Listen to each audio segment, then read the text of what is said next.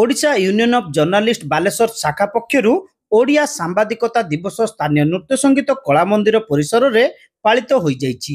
Baleshwar press club सभापति वरिष्ठ सांबादिक विप्लव कुमार महांती, दैनिक खबर कागज ध्वनि प्रतिदिन मुख्य संपादक सृष्टिधर परिड़ा, सेउठु आरंभर संपादक शुभेन्दु दास, समाजसेवी प्रोफेसर शत्रुघ्न मल्लिक, श्रमिक नेता गौरांग पाणिग्राही, तुषारकांति महापात्र, दशनंदन आस प्रमुख एतिरे अतिथि भाव जगदे ओडिया सांबादिक दिवस पालनर पृष्ठभूमि संपर्क में आलोचना करथिले।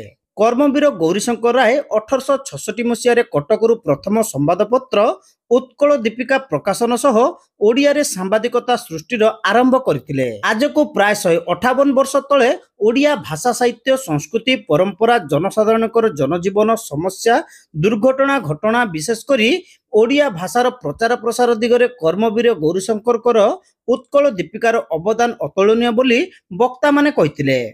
वर्तमान स्थिति रे संवादपत्र वैद्युतिक गणमाध्यम वेब पोर्टाल प्रभृतिर विकास होइतिले भी सांबादिकता क्षेत्र में से आखदृशिया परिवर्तन हो पारि नाही, बरं सांबादिक मानकर समस्या द्विगुणित होइछि। सांबादिक माने इतिहास को अनुशीलन कले भविष्यत को सटीक ढंग से देखिपारे बोली वक्ता माने कहिथिले।